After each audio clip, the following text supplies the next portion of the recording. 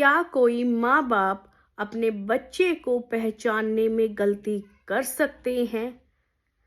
आप सोच रहे होंगे ऐसा तो कभी हो ही नहीं सकता, लेकिन ऐसा हुआ है।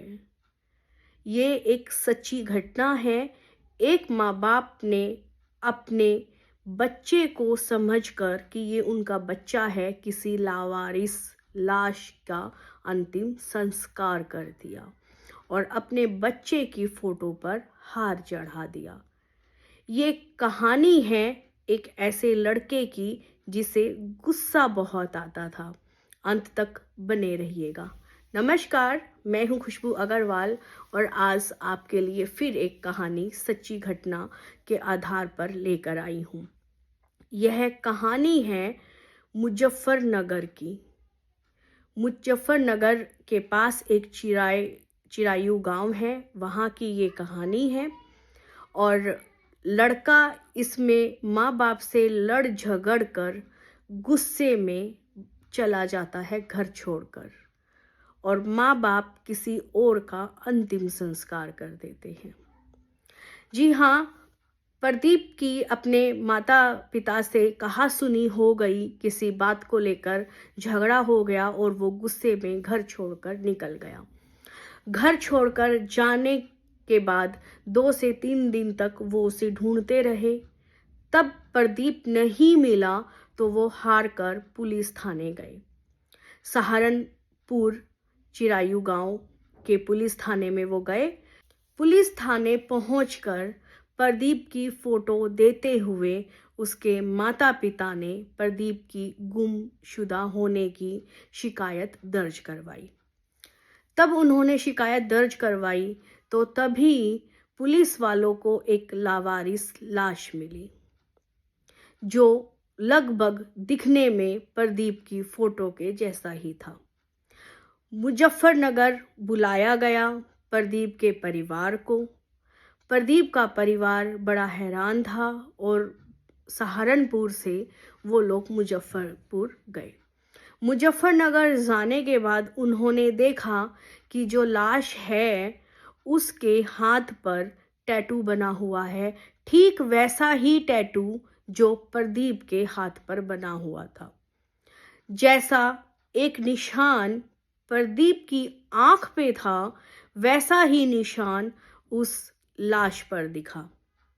इससे उसके माता पिता को लगा कि ये उनका प्रदीप ही है और उन्होंने कहा कि यह हमारा प्रदीप ही है और रोना शुरू कर दिया।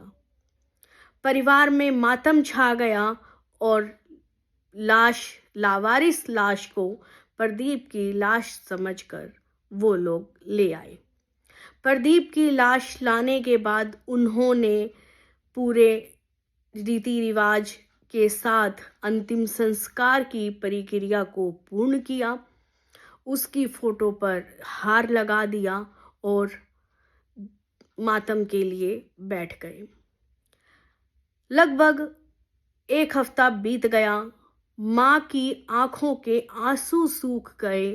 रो रो कर परिवार वालों को सब्र आने लग गया अब प्रदीप के जाने पर। इसी बीच एक घटना घटती है और एक इंसान जो प्रदीप जैसा ही दिख रहा है वो गांव में आता है। उसने गांव पहुंचकर एक दुकानदार से कहा कि मुझे ठंडा दे दो, तो गांव का वो दुकानदार यह कहता हुआ कि प्रदीप तुम तो मर गए हो, और वो वहां से भाग गया। जो दूसरे गांव वाले थे वो भी प्रदीप जैसे ही उनसे बात करने की कोशिश करता और भूत भूत भूत कहकर वो गांव वाले वहां से भाग जाते। प्रदीप के कोई भी नजदीक आ ही नहीं रहा था। यह देखकर प्रदीप को बड़ी हैरानी हुई। जैसे तैसे उसने हिम्मत बांधी और वो अपने घर तक पहुंचा। घर जाकर उसके पांव के नीचे से जमीन निकल गई जब उसने देखा कि उसकी माँ बैठी है और फोटो के सामने हार टंगा हुआ है, जो फोटो प्रदीप की थी, उसकी खुद की। उसे बड़ा अजीब लगा कि ये क्या हो रहा है। सब जगह मातम था, रो रहे थे और पूरे परिवार ने जैसे ही प्रदीप को देखा, वो एकदम से चौंक गए। उन्हें समझ नहीं आ रहा था कि ये प्रदीप है या प्रदीप की आत्मा आई है।